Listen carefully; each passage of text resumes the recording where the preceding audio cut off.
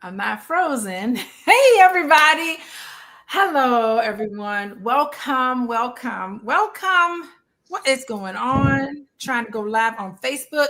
Hi, everybody. Welcome today. We are talking about healing conversations. And we're going to continue our ongoing series every month. We are examining politics, mental health, looking unflinchingly at the emotional toll that this current leadership has been given to the American public, overwhelmingly so. Political violence and the legacy of white supremacy in public systems. And as you guys know, we have explored the psychological impact of Trump era leadership and its enduring effects on civil life. We have talked about malignant narcissism. Thank you, Dr. Buster, for that. Misinformation, moral disengagement, how that shapes public policy, the rising call from mental health professionals who are deeply concerned about the mental fitness of President Donald Trump and what this means for democracy, and how everyday people can cope with the political stress, exhaustion, and fear in an era of chronic crisis. So today's question is America at its breaking point? And if so, what does healing look like in the middle of this breakdown? So I am honored once again to be joined by Dr. Buster Ogbuagu. He is full professor of social work. He teaches social policy, social justice focused courses in the Department of Social Work. And his insights, he can talk about structural oppression, civic engagement, global social justice, all of those great topics that social workers like to discuss. Hello. But also joining us for the first time on Healing Conversation is another fellow social worker. Her name is Chasity Wells Armstrong, former mayor, village manager. Well, she's not a licensed social worker, but she has a social work degree. I am a licensed social worker. She's a licensed social worker. Yay! LSW. Thank you. Yes. And she's had a front row seat to how unchecked power, personality pathology, and misinformation, how it directly impacts public mental health and civic trust. And she is really talking about marginalized communities. So we are very happy to welcome her today. And we are going to talk about Chasity Wells Armstrong. Y'all follow me on Instagram. Let me talk about this, because if you go to my Instagram, let me find my Instagram. If you go to my Instagram page, Coaching with Dr. Alicia, I give a little bit of a summary of Chasity Wells Armstrong's latest newsletter. And you want to get with her newsletter, look in the show notes here. I'll put another post here. Be sure to subscribe to her newsletter here, and you will get all this information. She's helping you break down what's happening. And she had a recent newsletter where she's confronting the assassination of Minnesota House Speaker Melissa Hartman. Is it Hartman or Hortman? I think it's Hartman. An act of domestic terrorism fueled by white supremacy, and has sparked critical conversations across the country. But you know what? It has not sparked the conversations that we're going to have today. I haven't seen to date anybody really talk about this in the way that it needs to be talked about. So let's go right into the topic. I want to start with Chasity Wells Armstrong. Oh gosh, welcome here. Thank you for delivering such a very powerful newsletter. Tell us in your own words, what do you think is going on with this whole issue of domestic terrorism, and how does refusing to name it harm public trust and mental health? First of all, hello, everyone. I want to thank you all for inviting me to participate tonight. My newsletter is called The Leadership Catalyst, and I publish it bi-monthly, so the second and fourth Wednesday of the month. And you can subscribe. Thank you for sharing the link, Dr. Alicia. So this incident that happened in Minnesota is a prime example of how white men in particular have been radicalized, and there's just a comfort and a freedom now.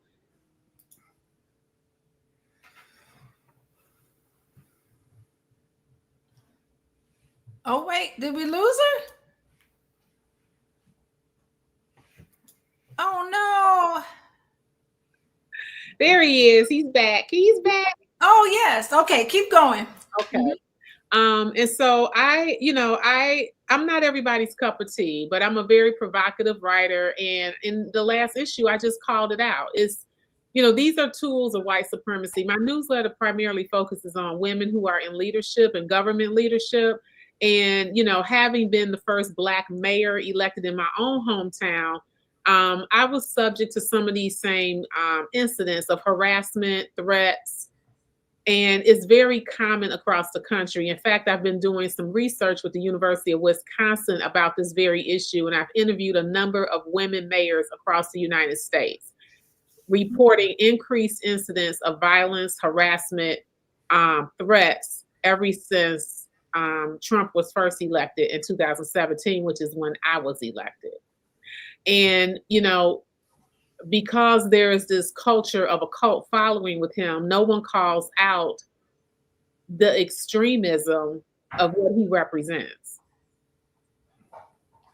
Ooh, okay. So, hold on here. Let me get you back in with everybody else. Oh, wait, hold on. All right. So, thank you. So, you are doing some research in this area. This is the first that I'm really realizing this. You are finding that this is not an isolated incident. And by the way, the Minnesota couple that was gunned down, the dog was even gunned down. There were other people on the list, the hit list, that also was attacked. And if the police hadn't intervened, there would have been more people that could have been injured by this.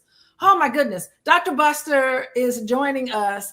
Tell us, what is your initial thought about what is happening in terms of this huge incident? Yeah, thank you, Dr. Alicia, and Chasity for raising this issue. A very vexing issue, as a matter of fact. It was not just that Mrs. Hartman was murdered. Her spouse, her husband, was also killed. And they could not have died without the incendiary language and rhetoric that Donald Trump, he didn't start it. He just put steroid in it. Mm-hmm. America was already teetering towards this fascist behavior before Donald Trump came. But it was amplified by his audacity that lacked consequences. It didn't matter what he did. Just 3 days ago, the Supreme Court has given him 1 inch into the door of this, of denaturalizing American citizens to that extent. So there's a saying that if your dad sends you to burglarize a home, you don't pick the lock, you kick down the door. So that's essentially what's happening here. And I have no problem with Donald Trump. I don't even have trouble with white supremacy because it was here ab initio.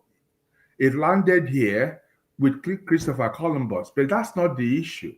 The issue is that the media, yes, which has the responsibility of informing, educating, and entertaining, have been called into the corner where they are now scared to even open their mouth.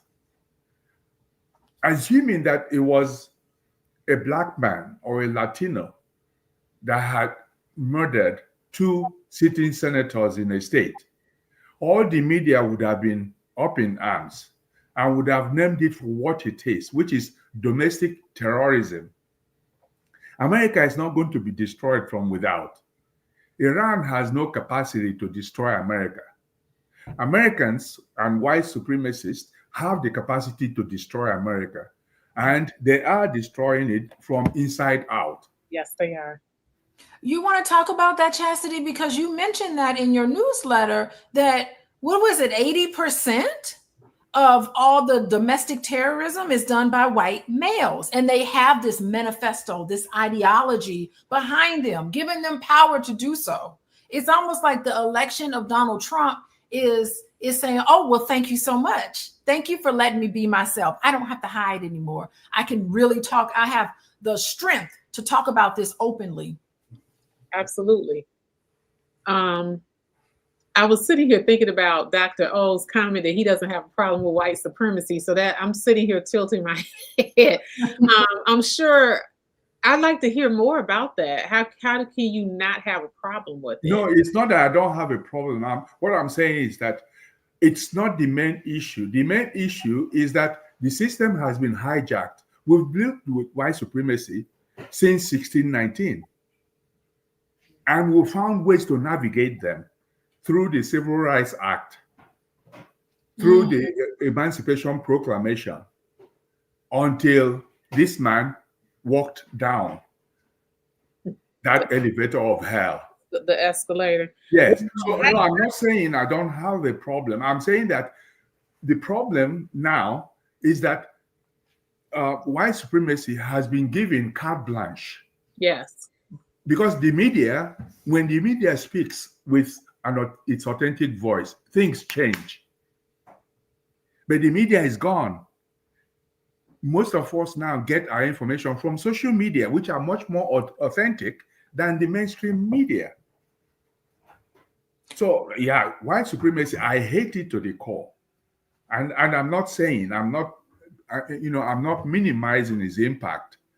What I'm saying is I'm amplifying the role that white supremacy has played now into the mainstream media. Well, one thing that you brought up with the news, I think is very valid, is the fact that they're not holding him accountable. And when he kicked out the AP, in my opinion, they should have united. And said that if you put the AP out, then you're putting all of us out. If you put them out and they can't cover, then none of us will cover. And that was a huge mistake that they made when they did not unite on principle. That, we have the right to freedom of, speech and, the press. But who owns this press? It's white men. That was another crack, in the system that harmed us. You're absolutely right. And the other part is the fellow members of Congress. They have cowered to him. They're worried about being primary. They're worried, about all these things, and they have a responsibility to their constituents. I mean, and the U.S. House represents 750,000 people. Yeah. Each member in the U.S. House. And they are not thinking about their constituents. They're more concerned about Donald Trump. And then, of course, the senators have the entire state, whatever the state population is. So I see it as, yes, the media and also the fellow members of Congress. They are not walking in their lane and walking in the authority that they have as members of Congress. But the problem with I still understand the members of Congress. They are not there, essentially speaking. The philosophy under which they were elected has changed.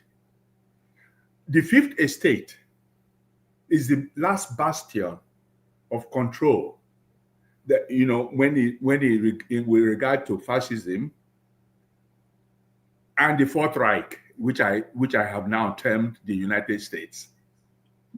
The media should not be tethered to the apron strings of anybody because it's called the Fifth Estate for a reason.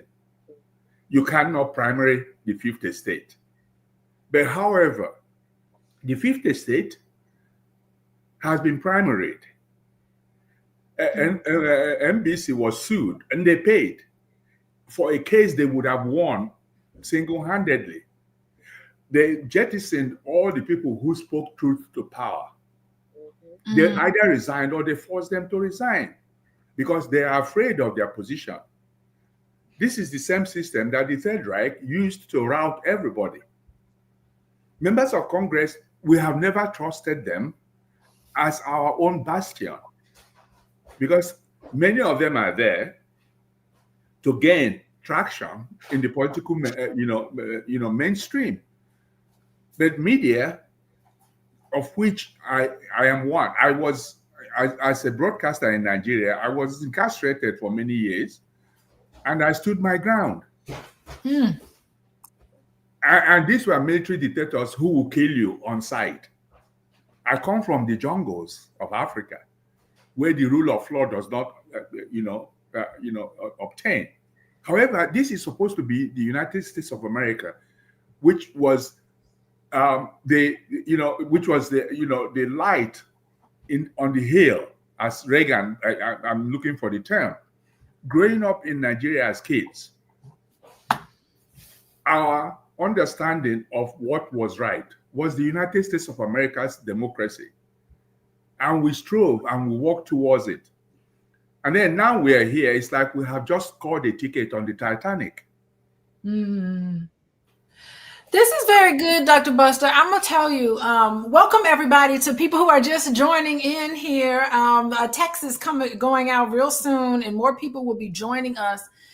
Let me tell you, we're talking, the title of today's discussion for Healing Conversations is Trump's Mental Health. I will be talking about that. And America's Breaking Point. We are talking about how white supremacy is winning. And each one of us, as I'm sitting here listening to the three of us talk about this, we all have our own personal story of things that we have gone through. And I want to have hope for the future.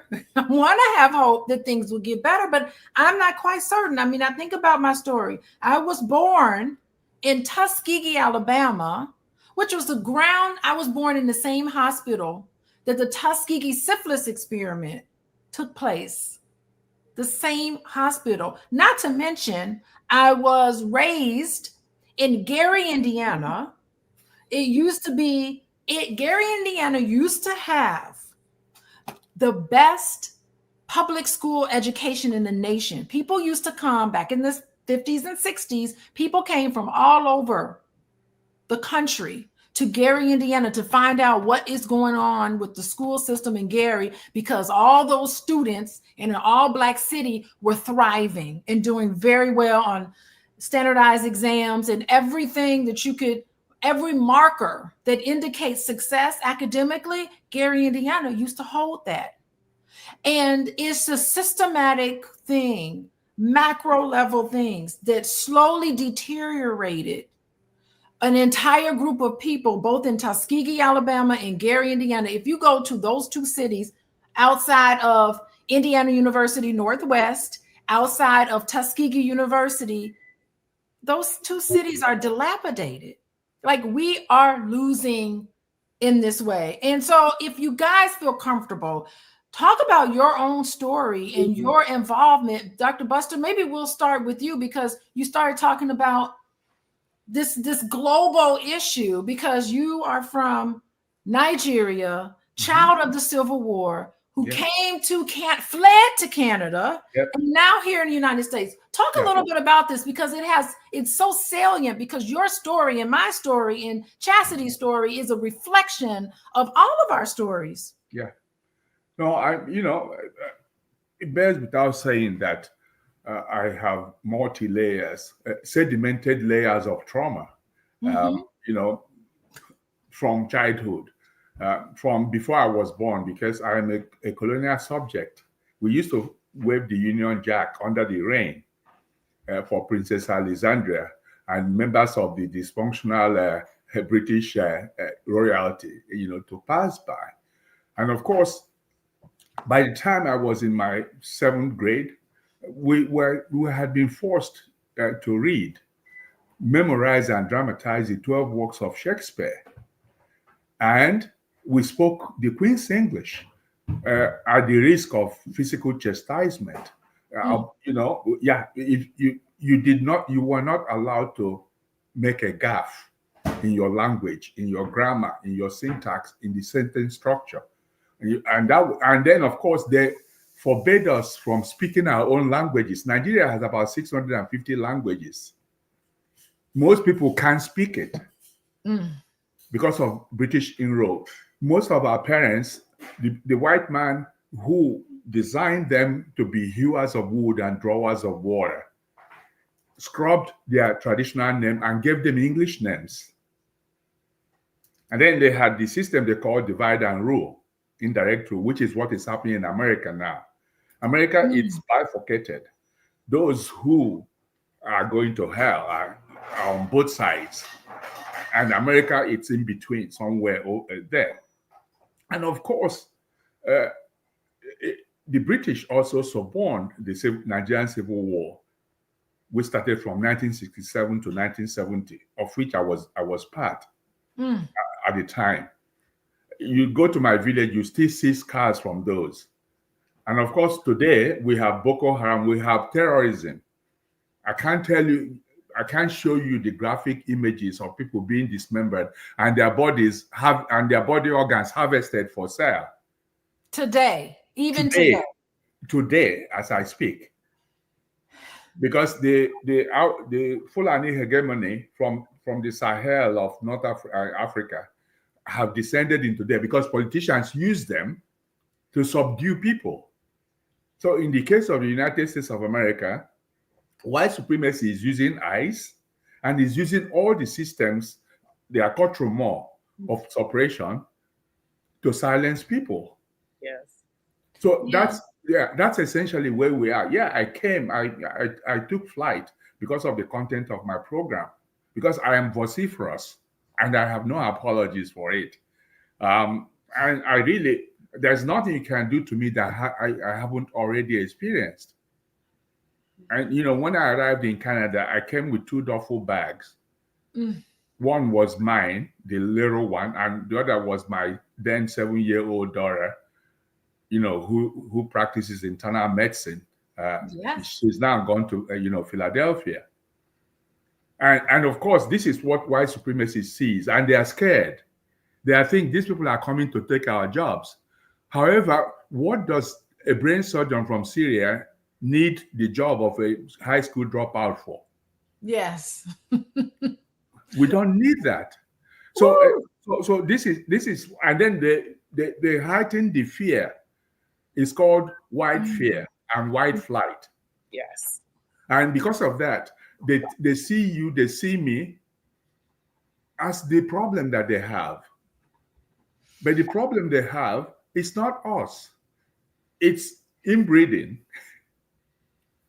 It's incest. Yeah. It's lack of education. It's addiction to opioid. Yes. Because remember when it was crack cocaine, and then they said all the white supremacists said, kill all the blacks, put them in the dungeons of American prison. And then suddenly it was their turn, and they were dying exponentially, much more than black youths have died. And now they remember that they have to apply empathy. And that's why you have NACAM all over the place now. So that's where we are at. It's white fear and fragility that is brought. And then, of course, the people who support the white supremacists who are not white think they can feed from what falls from the master's table, the crumbs. It's an illusion. Yeah, I call them people who think that joining forces to self-immolate will increase the size of their penises. It's not, because they still have the small penises, regardless of what they do. They will never become white. They will never be accepted. Look at all the people who ran thinking they were going to be vice president for Donald Trump who were black. You don't see any one of them. And then these other people, black Latina, are afraid of black women who have risen from the ashes of oppression of what black men have education, are exponentially more educated than the black men. And they don't need, most women, black women do not need a man to survive. The men do need them. So that's where we are at. Yeah, I think it's interesting. Thank you for sharing your story. But underneath all of this white supremacy really is the deep-seated feelings of insecurity, of understanding and knowing that you're not as much of a man Mm. You know, as the others. there's this thing about oppression. Yes. If you oppress me externally, it doesn't affect me. If I internalize the oppression, it Yeah. then attenuates and stultifies all effort I make to rise above it. So these people are suffering from internalized oppression, Internalized oppression. Because which how are leads we to sitting here? paralysis of the Real mind and the body. Yes. Yeah, I mean, look at, even though the suppression is there, look at us now. Like nothing really can stop us. Thank you, Dr. Buster. I really appreciate that, because I've shared my trauma historically. You shared yours.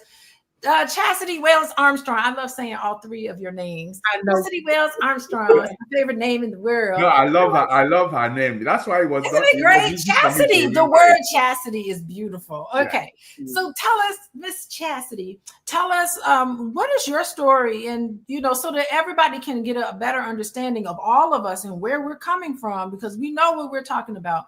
Tell us your story in politics.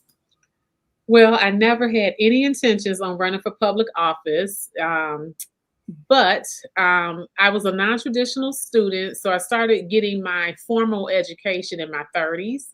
Had a great policy professor that I absolutely loved. And when I really realized how impactful policy is and how it's used to create systems of oppression and uphold them, I was really led to go into that work. So I ended up serving as a policy fellow in DC in 2007. And I knew at that time, this is what I wanted to do. I wanted to work in public policy. I had been asked to run for public office. I thought people were nuts. I still had two kids at home at the time. And so I started out in a small position, like a committee woman, and started getting involved in my community with the domestic violence board. I was a leader in our National Association of Social Workers, Illinois chapter. I was Calumet chair and then vice president. And so just started getting more hands-on experience and being more involved in the community. And then in 2015, I ran for city council, became the first Black woman to represent my ward, and then decided to, try to have a conversation with the mayor at the time. She was a white woman. She was the first woman that had been elected.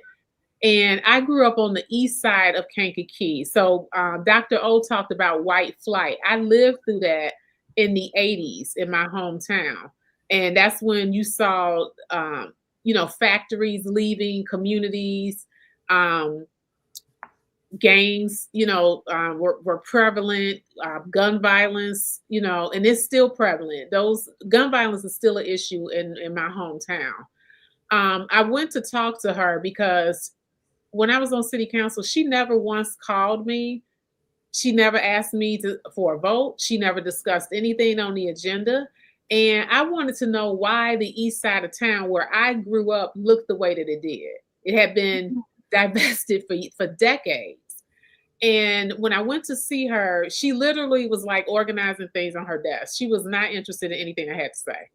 And I had to fight to get that meeting, even though I was an elected official, because her executive assistant would gatekeep. And, what's your question? What do you want? Kind of thing. And so at that point, I was like, she doesn't even see us. Like, she really doesn't see us. And so I decided somebody needs to run against her. It didn't have to be me. It wasn't about being the first African-American, and none of that. It was about getting somebody in office that saw the entire community and that was going to work for the entire community. And so they underestimated me, like they always do Black people. I did not come from an affluent family. I did not have a political family. They didn't know who I knew. They didn't know I could raise money. And they were completely blown away and devastated the night of the election. In fact, they started orchestrating a strategy to come after me. And they really did for 4 years. I mean, for the entire 4 years, it was hell. So, and they, and they use the tools that they always do, that we're not qualified. We need to hang the flag upside. They were so devastated. Like we should hang the flag upside down. I mean, it was just, it was insanity to me. I didn't have a fire chief. The police chief left didn't have a conversation with me. This is very common. If you look at Black women, in fact, 2017 was the year of the Black woman mayor.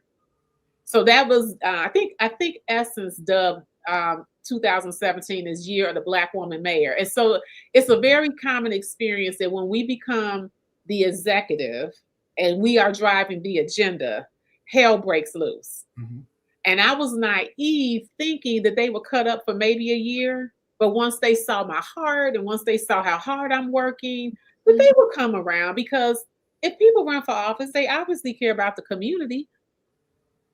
They have different agendas. Mhm. A lot of them are there to get inside information because they have businesses or investments and those types of things. They're not concerned. And so so it was, it was a rough 4 years. I worked really, really hard. When you talk about disinformation, it was constant. And that's a tool that they use as well.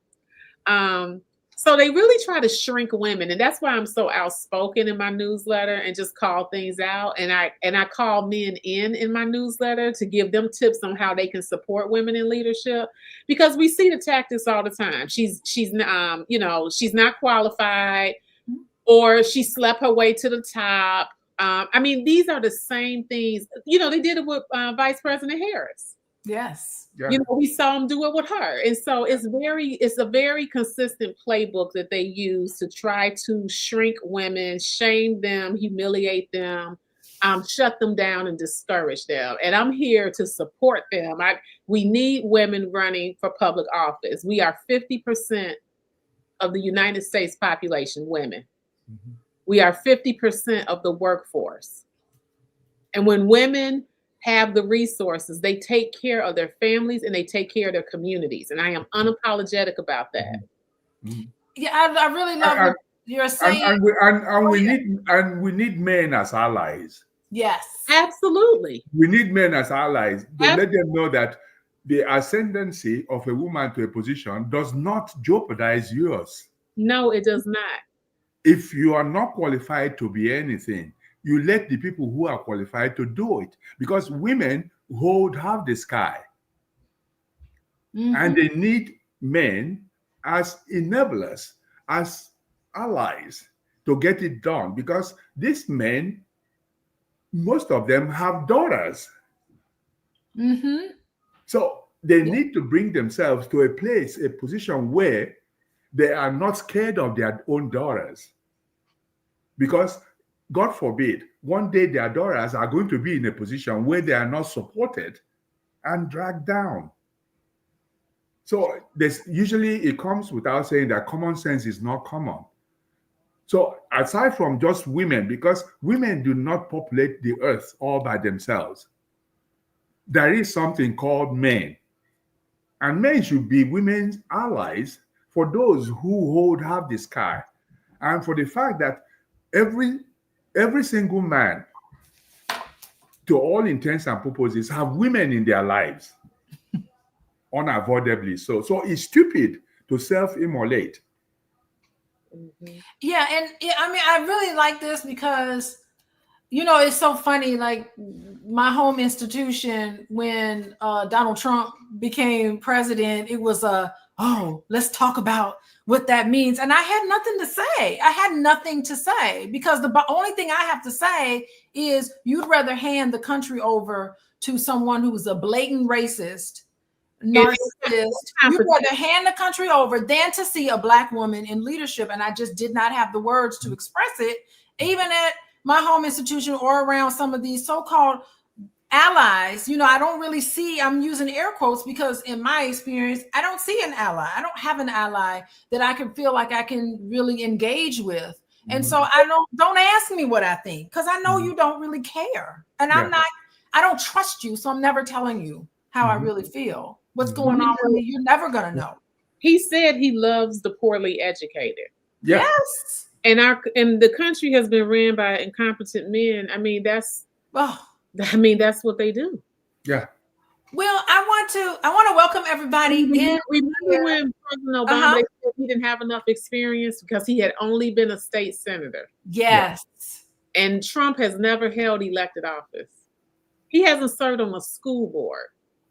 It's a double standard. Yeah, and the niece said that somebody sat his essay for him and got paid. So they prefer somebody who is not only a blatant racist and narcissistically disordered personality, they also wanted somebody who was grossly incompetent. And of course, America, those who voted him deserve him.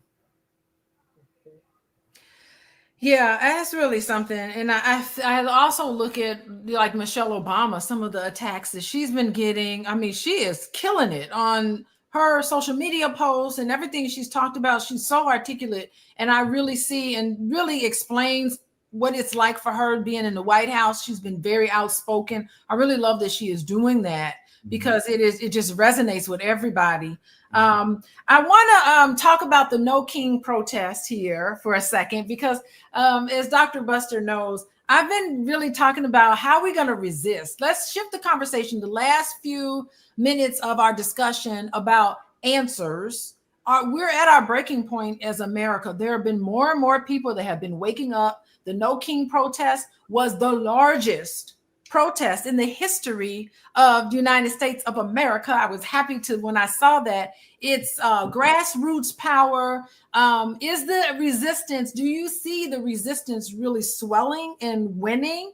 Or are we just going to see more Congress people just kind of bowing and allowing a certain element get its way? How do we define winning in this era? And because we're still fighting for safety, we're still fighting for truth, we're still fighting for leadership that reflects justice. And how about we go to you, Chasity? Tell us what you think. Give us some perspective here. Well, there are some things happening. For me, when I see women stepping up to lead and not being intimidated, that's a win for me. Virginia, I believe, is getting ready to have a woman governor. And that's through ranked choice voting. So there are some groups that we have, like Represent Women, Vote, Run, Lead, She Should Run, Emerge. There's these different groups that are really focused on helping women get elected into office. And ranked choice voting is an initiative that allows people to campaign civilly. So if you're in front of an audience and, if you're going, if this person is team Dr. Alicia, well, make me your second choice. And it's creating a culture where people campaign in a way that's on the issues, that's not personal attacks, it's not disinformation, it's on the issues, is in a way that's very civil, and it's more representative of who the voters want. So when I see that, I look at that as a win. I think we win by building community wherever we are, where we feel safe. And I think we win by continuing to advocate. Okay, building community and advocating. I like this rank voting of choice voting, RCV, which is all about the issues and not all these other things that don't matter. You are ranking people based on these issues. I love the fact that women are starting to be involved. I will keep an eye on what's happening in Virginia. Dr. Buster, what do you have to say? No King protest. Are we resisting? I was out of the country as I am now. So, but I was glued to all the media, not mainstream media, because I lost trust a long time ago. They are liars. They are knaves. They are not even worth the paper upon which their names are imprinted. So I saw it as the largest movement. However, we can move all we like. The issue is in those who we have bestowed the power to implement the policies. In the end, it lies with 435 members of the House of Representatives and 100 members of Senate.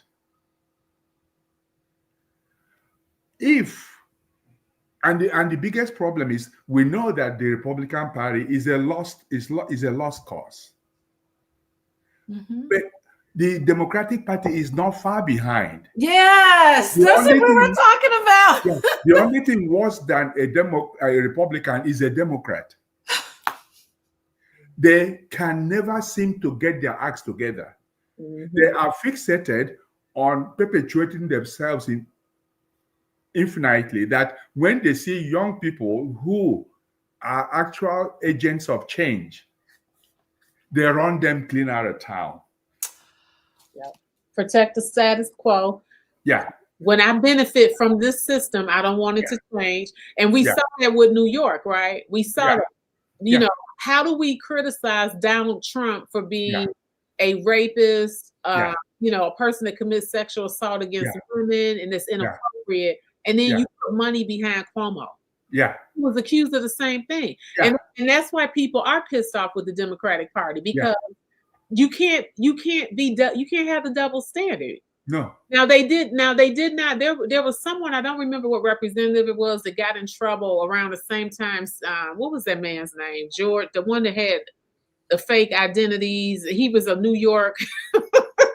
George Santos, was that his name? George Santos. George Santos. It was It was a Democratic congressman that had misused funds and that sort of thing. Yeah. So I will say the Democrats don't come out and support and condone people who have done wrong, committed fraud, or that kind of thing. But to put money behind somebody like Cuomo, it's a bad look. It's a bad message, and that's the stuff that has to stop. Yeah, and then the issue of dynasty. The issue of dynasty. Cuomo's dad was in charge. Right. Cuomo himself came, and his younger brother used his opportunities of power, privilege, to promote his brother, who, by the way, is no better than Donald Trump in everything that he's done. He's not only a bully, he's worse. So the biggest problem we have, like I said, the only thing worse than the Republican Party is the Democratic Party. It was Debbie Wasserman who gave us Donald Trump in the first instance, because she did everything to make sure that Bernie Sanders did not win the primaries. And then, and shooed in Hillary Clinton. Which people did not want. They didn't want that dynasty. No, at that time, we didn't want. She had a lot of blood on her hands. Although I don't think she would have made a terrible president. And you will see that Debbie Wasserman is still voting with the Republican Party, even recently. So if by a stroke of providence, the Democrats can rebrand themselves, because virtually the cranium is empty. So what are we supposed to do? What is the answer? Chuck Schumer won against D'Amato, who was his professor, and he hasn't done anything for the Democratic Party since he was there. Mm-hmm. And who's speaking out? Who are the voices that are speaking out of what is going on? It's the women. Yeah. And then they brand them. Alexandra Ocasio, if they had a way, they will harm her. This guy who killed Mr. and Mrs. Hartman had 70 people on his hit list, 70. But nobody is calling it out. So, to all intents and purposes, this fever can break. Donald Trump is not only a man-child, he's also yellow-bellied. I remember when the Mueller report was coming out. He was scared. He said, "I'm losing the presidency." If the Democrats can rebrand themselves, remember what the word rebrand, put some brain back. The next election, the midterm, it's November 3 next year, which is around the corner.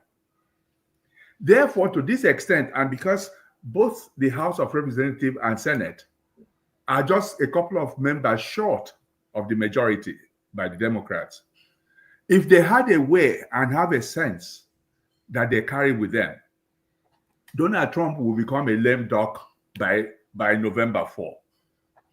Oh boy. Well, he's got his big, beautiful bill that he's putting through, and it looks like not enough Republicans are going to come up to the other side. It's gonna happen. Yeah, that's the resistance that really matters. Yes. If we can all march across the globe. If the people who are supposed to make and implement the policies are eunuchs, nothing is going to change. So what do you think is going to happen? Are we going to have more protests? Are we going to have more and more people on the street? What needs to happen? Approval rating is so low. Yeah, what needs to happen is to make sure that those who have been bought and sold, whether they be in Democratic Party or whether they be in the Republican, are not allowed. Yes. I think I said that in my newsletter, didn't I? That they all should be voted out, that the people that have been complicit. Yeah. Yeah, let's get a list. Yeah. Maybe And when you vote them out, the rest of them will take a cue from that. Because even Democrats that confirmed appointees in the Senate, Senator, why would you confirm Tulsi Gabbard? Yeah. The FBI guy. Yeah. Why would you confirm? Yeah. Why would you even confirm Marco Rubio? Little Marco. Yeah. Little Marco was an anchor baby. At the time he was born, his father was not a citizen. So today he has no birthright citizen. The woman that's over Homeland Security. Yeah. Yeah, they should be. The dog killer. Yeah. But the thing is that Tulsi Gabbard and Hagsett, they're fighting right now. They're not even listening. Tulsi Gabbard was like, "Here, did you read my briefing?" He's like, "I don't." Donald Trump said, "I'm not reading the briefing.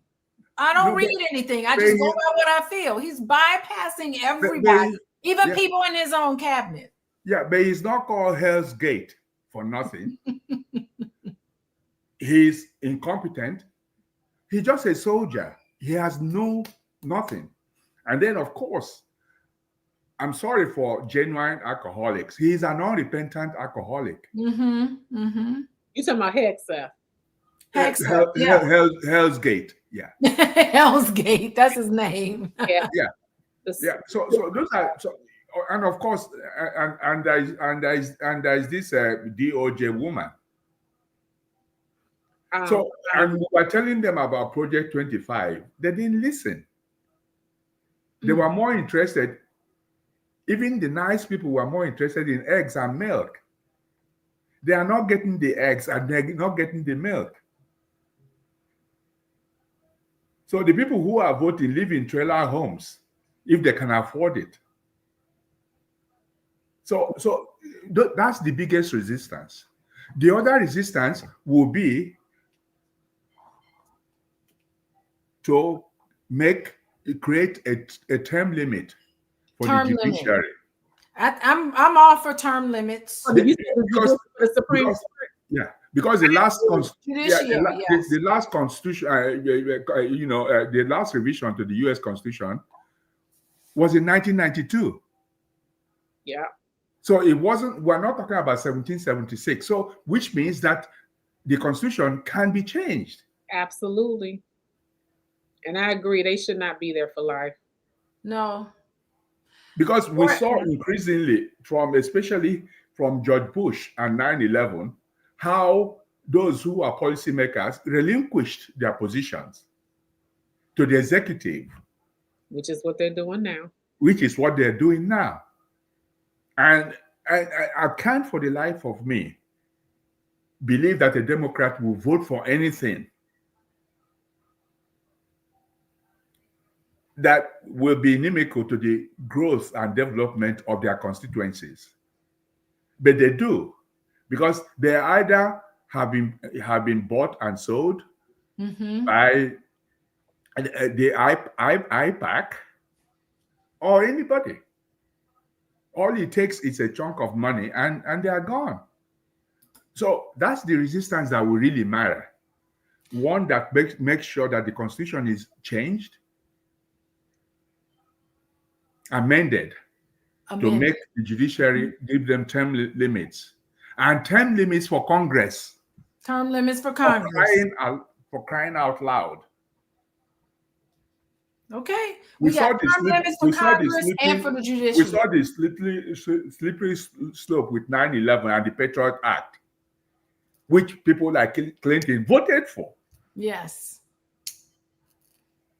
So those are some of the things that need to change. We need to make sure, especially with the Democrats that we have, to make sure that those who are complicit are not allowed to continue, in their brigandage.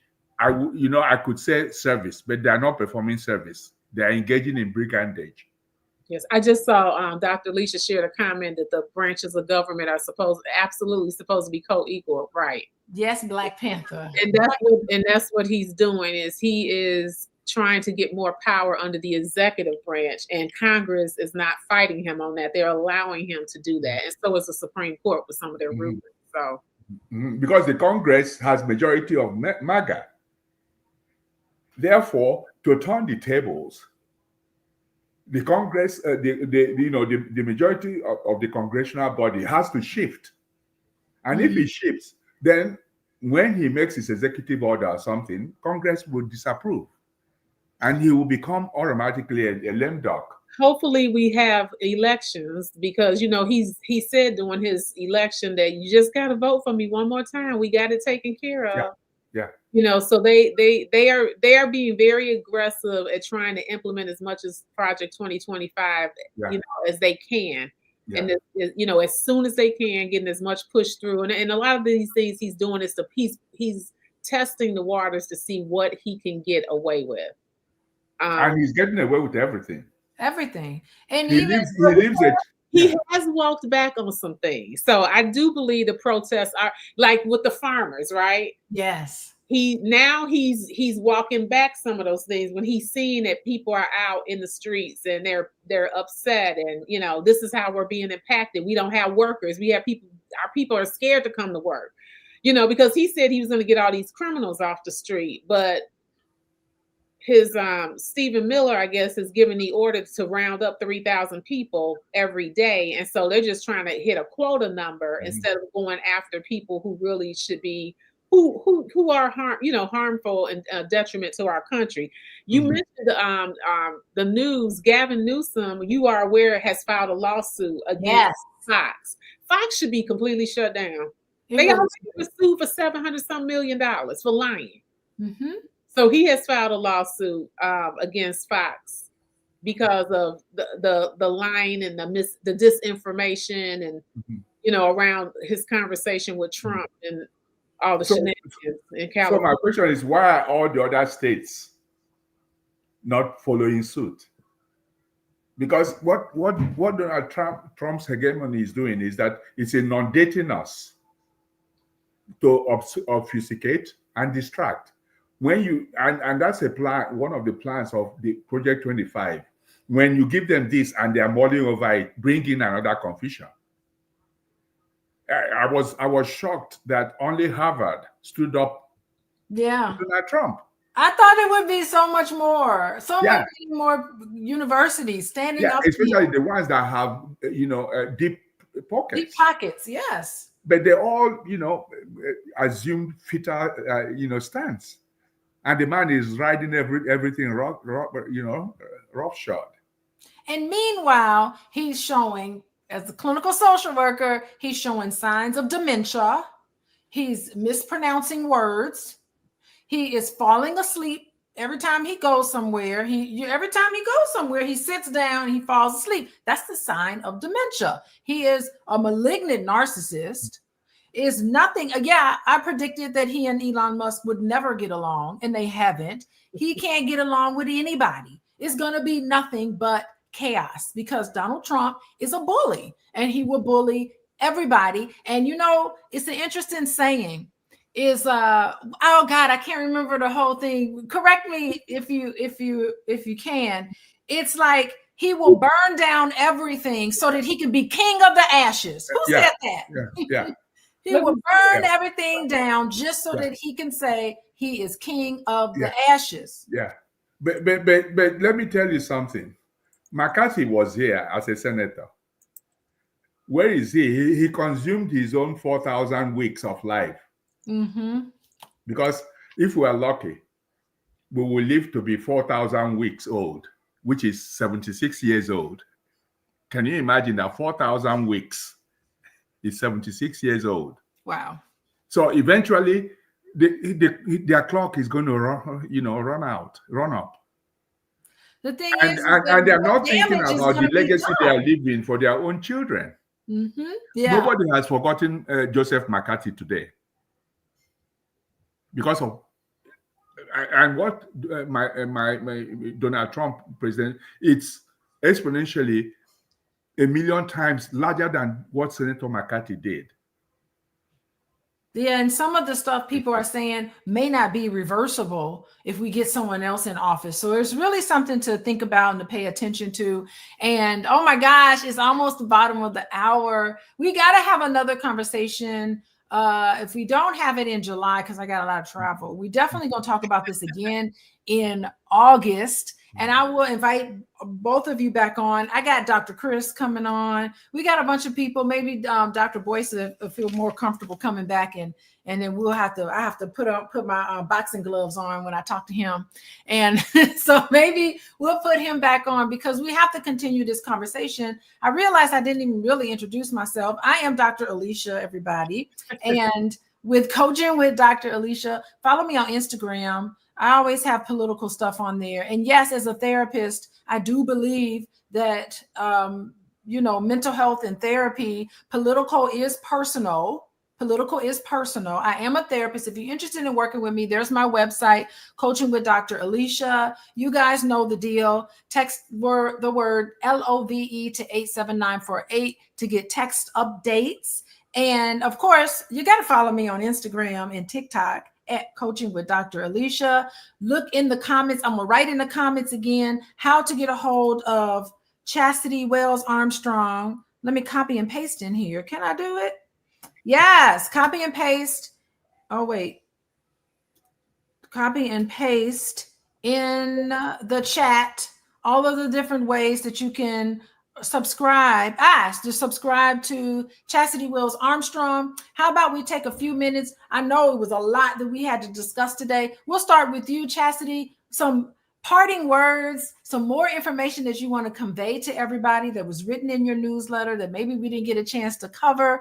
What do you have to say to us? Tell us before we leave. Again, I just want to thank everybody for joining us tonight. My newsletter is The Leadership Catalyst. Dr. Alicia shared it in the link. My website is ChastityWells.com. And I primarily work with women who are either elected or appointed to government leadership and the teams that they lead. So I help with strategic planning. I help women to navigate the biases they face as women in leadership, those gender biases, help them to stop over functioning and set some boundaries so they can maintain their health and wellness, and also help them to build strategic partnerships so they can have more impact in terms of their vision, executing their vision, and building capacity to do the work that they want to do. Dr. O, you mentioned about men being allies. I want to thank you for raising that issue. Again, in my newsletter, every issue I provide a section called Ally in Action, and it speaks directly to men. So men can subscribe to my newsletter as well. And I provide a free downloadable resource to help women. In the last one, I provided one. I think it was Democracy Security Project. This is an organization that's helping electeds to stay safe. So I always provide some type of resource to help our women in leadership. So I want to thank you all. If anyone is interested in running for public office or is in public office and need that support, I am here to support you. We need you. We need your voice. We need your activism. We need your perspective. And you don't have to do it alone. No. That is so great. Rank choice voting. Is that what it's called? Ranked choice vote. I've never heard of that before. I'm gonna take a look at it. But I adopt that. States have to adopt it. Beautiful. And I don't think we need to see some of this violence and think that we have to ignore it. No. Think that we have to, I don't want to get into politics. I don't want to get into that kind of stuff. Maybe this is a signal that all of us really do need to get into politics. We need to advocate for term limits. That would be the best resistance there. Get some of those people out who have been greasing. Their pockets have been greased by these big corporations. And it's not just Donald Trump doing it. He's doing what all the other presidents have done, and Obama included. So we're nonpartisan here. Go ahead. Dr. Wait a minute. Now that's another conversation. I can't believe Obama is being compared to Trump in terms of greasing his pockets. He has. There has been some criticisms about some of the things, the policies that he's had. I've listened to a few people talk about some of the things that Barack Obama, not to the level of what Donald Trump is doing, but there has been all the presidents gave away his Nobel Peace Prize money. Okay, it's true. We'll talk offline. It's true, but he's not a total saint on a lot of things. There were some things that he's done that I kind of scratched my head about, and I was like, I don't know if I agree with everything that he's done. I don't think he did enough in office. I wish that he would have done more, but that's my. But he couldn't have. He's surrounded by white supremacists. I was just getting ready to say that was John Boehner. Yeah. They were blocking everything he did. Yeah. I remember that he just let him appoint the Supreme Court justice. Yeah. Remember? Yeah.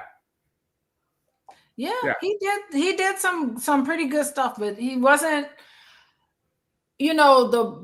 some of the things he did, the bombing of that Libya, and some of the things that he did, I didn't necessarily agree with. Some of his policy. Nigeria has actually accused him of electing a former general who destroyed Nigeria by sabotaging the existing president at the time, Dr. Goodluck Jonathan. But the thing is this: he who is without sin, let them cast the first stone. Mm-hmm. He is not a saint. All the saints are dead. But there is no moral equivalency between President Obama. No. They set all kinds of traps for him. There was none that was explicit. They even came after him for wearing a tan suit. I remember that's when I went to work in Congress, was when Obama was elected. Yeah. So I lived through that. Yeah. And then Michelle for wearing a sleeveless dress. How she's been scrutinized is unbelievable. Yeah. So for me, my last word is you have to be the change you want to see. Yes. And how do you become the change you want to see? You have to deliberately use your human engineering. That means you need to vote. You need to get out all those who are not advancing you, because anybody who cannot increase you will ultimately decrease you. That's a word. So don't think you can't change things because it's just you. There is something we refer to as critical mass. It takes much more persons to form this critical mass, and you have to be deliberate. Yeah. Mm-hmm. Final words any more other final words from you, Dr. Buster? Yeah, that's the issue. This fever will eventually break, but we have to be responsible for it breaking. Okay, well, term limits, all the chaos. Hopefully this big beautiful bill will not get passed. It looks like it will get passed, but I hope that it won't. I like some of the things that we've said here to contribute to the resistance, and I think healing is possible. I don't think we're helpless. We're not broken beyond repair.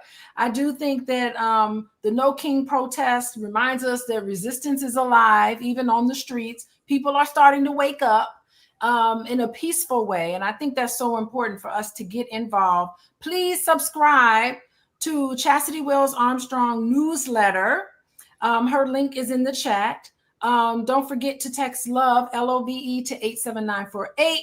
And watching more episodes on YouTube, go to Coaching with Dr. Alicia on YouTube. And I want to say goodbye to everybody. Thank you for joining us, everyone. I see you in here, Black Lexicon, Rhonda. Welcome, Rhonda, and everybody else that joined us tonight. Goodbye, everybody. Have a good night. Have a good night.